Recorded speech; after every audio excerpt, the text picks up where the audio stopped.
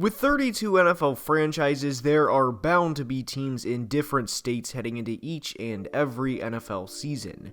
The Chicago Bears heading into 2022 probably do not have the same goals and aspirations as the Buffalo Bills do, for example.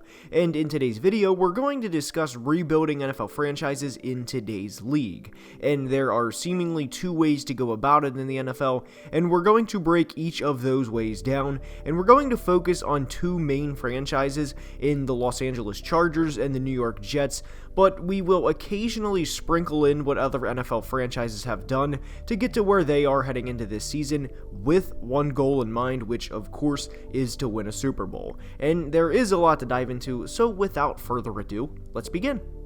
When rebuilding an NFL franchise, there's a lot that goes into it, and a lot depends on when an NFL GM takes over, and the status of the roster, and if the head coach is their guy or if he's already there. Joe Douglas, the Jets general manager, took over in July of 2019, and when he did, he inherited Adam Gase as his head coach, and we saw how all of that worked out. For reference, Gase was hired in January of 2019 and Joe Douglas in July. And this roster had Sam Darnold entering his second NFL season, and at the time there was a decent amount to look forward to for the Jets. They had just signed Le'Veon Bell, who is a 27-year-old back coming off of a full year of health and recovery from 2018, and they had who they believed to be a good offensive-minded coach to pair with their young quarterback. And as we know, that did not work out, and you have to be able to make audibles on the fly, which Joe Douglas did. And eventually he traded Sam Darnold to the Panthers, and throughout all of this, the Jets were still trying to get the overall roster better for when a new quarterback came in, and that player, as we know now, happened to be Zach Wilson. And Wilson in his rookie season, all things considered, certainly didn't have a bad situation, and it certainly wasn't as bad as what Sam Darnold had throughout his Jets tenure, because they learned pretty quickly of what not to do with a young quarterback. And on top of it, Sam has proven to be a not starting caliber NFL quarterback over the first 4 years of his career. But how this ties into how a roster is constructed is the Jets in 2020 could not go balls to the wall and say, we have Sam Darnold entering his third year, let's go for broke, trade our then number 11 overall pick, which was eventually used on Mekhi Becton, by the way, and trade for Stephon Diggs entering the 2020 season because the timing did not call for it. The Bills were much further along as a franchise and in Josh Allen's progression as a franchise quarterback than what the Jets were, and Sam Darnold proved that even further in 2020. GM Joe Douglas was essentially building a team from the ground up, and sure, he had pieces on the roster that he inherited, like a all-pro safety in Jamal Adams at the time, and like four-time Pro Bowl linebacker CJ Mosley, who quietly had over 160 tackles this past season. But within all of this, there was a firing of a head coach and a quarterback selected in the top 2 picks. And in the past draft, the Jets have had 4 top 15 picks, with them being, of course, Zach Wilson, guard Elijah Vera Tucker, drafted 14th in 2021, and of course Sauce Gardner and Garrett Wilson, both in the top 10 this past year.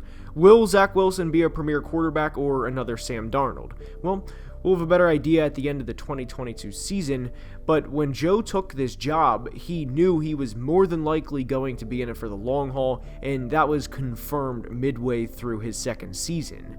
The Jets simply were not in a position to trade for a superstar receiver, or hell, even a superstar quarterback like the Denver Broncos did this past offseason, because the overall roster was not anywhere close to competing like they are now. And competing is much different than winning Super Bowls, to be clear. And there is a third way to rebuild an NFL team, though it is far more uncommon, and it is to build a good roster without a quarterback, then do whatever it takes to trade for a big-name quarterback, aka the Denver Broncos method. Denver is notorious for not being able to draft a quarterback, but they have a very, very good roster right now, and that's not limited to just Russell Wilson. Running back Javonte Williams is entering year 2, and in his rookie season had over 1,200 total yards, and is predictably everyone's breakout player heading into this season. They also have corner Patrick Surtain II, who probably would have been a Rookie of the Year award winner in several other years had Micah Parsons not had a truly generational rookie season. season. The offense the Broncos have around Russ is insane, but with this method of rebuilding, if you will, and it is rebuilding because Denver hasn't been to the playoffs since they won the Super Bowl back in 2015, there has to be a franchise quarterback somewhere that wants out of their current situation to enable this. And if there's not, well, you may go through a 4-year run of trying Case Keenum, Joe Flacco, Drew Lock, and Teddy Bridgewater as your quarterbacks, hoping one of those dart throws stick. If the Jameis Winston experiment does not work out this year for the Saints, I could very much see them attempting this method of a rebuild or a retool with the current group of guys they have in Alvin Kamara, Michael Thomas, Marshawn Lattimore, and everyone else. But it is few and far between for NFL teams to attempt this method. And by the way, I mean legitimately go after a quarterback and not a Marcus Mariota type deal the Atlanta Falcons have going on, because that's not a serious attempt at bringing in a quarterback that you think will lead your team to a Super Bowl title. But the other way of rebuilding in today's NFL is a method the Los Angeles Chargers have successfully achieved over the past few years, and within every rebuild there has to be some sort of luck, and that's kind of what has to be remembered. Drafting NFL players obviously isn't an exact science, and if it was, there would never be a draft bust, and that's especially true for quarterbacks. So you could argue that the Chargers got lucky with Justin Herbert, and to a degree they did, but not because of how he's played, but because of how consistent he's been and at the level he's played. But what the Chargers had in place for Herbert was extremely favorable and a dream situation for any quarterback, hell, even a veteran quarterback coming over in free agency, wish they had to work with, and that's a 1,000 career reception player in Keenan Allen and a budding star in Mike Williams. To quickly address the 1,000 reception player with Keenan Allen, he has 730 receptions to his name right now with 104 of the last 5 seasons, and is just now 30, so I think he'll get there. Oh, and by the way, they also had former second-round pick Hunter Henry at tight end. This was entering the 2020 season, and Austin Eckler in the backfield. So for any quarterback to walk into this situation, in a lot of ways, is a dream. And of course, there is more to a football team than just the offensive side of the football, and the Chargers have also done a good job building their defense. That started the whole way back in 2016 when they took multiple-time Pro Bowler Joey Bosa, who could very well finish his career with north of 100 sacks, as he's currently at 58 and will play this fall at just 27 years old. Feels like he's been in the league forever and is just now 27. Of course, the Chargers also have safety Derwin James, who has proven, when healthy that is, that he's a game-changing player and one of the best in the league at what he does. With a team like the Chargers, you have to go back to 2019 when, surprisingly, they went just 5-11, but within this and that poor 5-11 record, 9 of those 11 losses were by 1 score.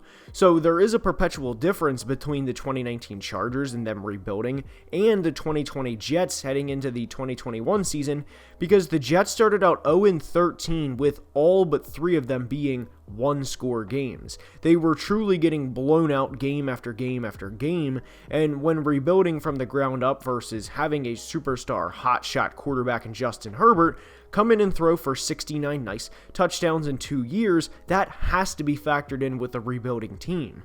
And the Chargers aren't the only example of this style of rebuild, and I think the Buffalo Bills are also a tremendous example of how to go from a roster with a couple of pieces to a team contending for a Super Bowl year in and year out, and a lot of that obviously has to do with the progression of Josh Allen. They've drafted right and supplemented through free agency, and a lot of other teams in the NFL haven't been able to do this, and that's some part due to a beast of a franchise quarterback. And even the Dolphins, from a process and how they built the roster standpoint, I love their current rebuild that they're in. Tua is an extremely pivotal year of his career, and what do? Get him arguably the most dynamic football player over the past 20 years, maybe aside from Randy Moss and Tyreek Hill, and get a big-time offensive lineman in Teron Armstead when you desperately needed O-line help. The results will largely depend on Tua, but from a process standpoint, if everything fails this year in Miami, which, by the way, I could see happening due to how many teams in the AFC that are contending, there's not much I would have done different than what they have over the past few years. But anyways, that's going to wrap up today's video on how teams are built in today's NFL. I hope you guys enjoyed, and if you did, now is the time I ask you to please leave a like and subscribe to the channel, because it would truly mean the world. And until next time, as always, please be safe and have a great day. Love you guys.